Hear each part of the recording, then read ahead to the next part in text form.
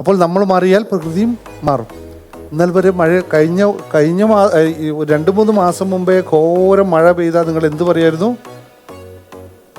നശിച്ച മഴ അല്ലേ? എന്തൊരു കഷ്ടമാണെന്ന്. എപ്പോൾ നോക്കിയാലും മഴ. പിന്നെ ഞാൻ 2 ദിവസമായിട്ട് മഴ പെയ്യുമ്പോൾ എന്താ പറഞ്ഞത്? അങ്ങനെ പറഞ്ഞോ? മഴ മാറിയാൽ സുഖമായിരുന്നു അല്ലേ?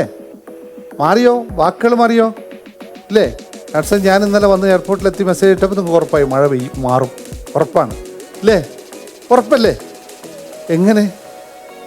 മാനിഫെസ്റ്റേഷൻ ഒന്നുമല്ല, ഞാൻ നിങ്ങൾക്ക് തന്ന ധൈര്യമാണ്. ആ ധൈര്യം നിങ്ങൾ ഏറ്റെടുത്തു അല്ലേ? നിങ്ങൾ എൻ്റെ മുമ്പിൽ നിൽക്കുമ്പോൾ നിങ്ങൾക്കൊരു ധൈര്യമുണ്ട് അല്ലേ? ആ ധൈര്യം നിങ്ങളൊരു സാറ് പറഞ്ഞു ശരിയാണ് അല്ലേ?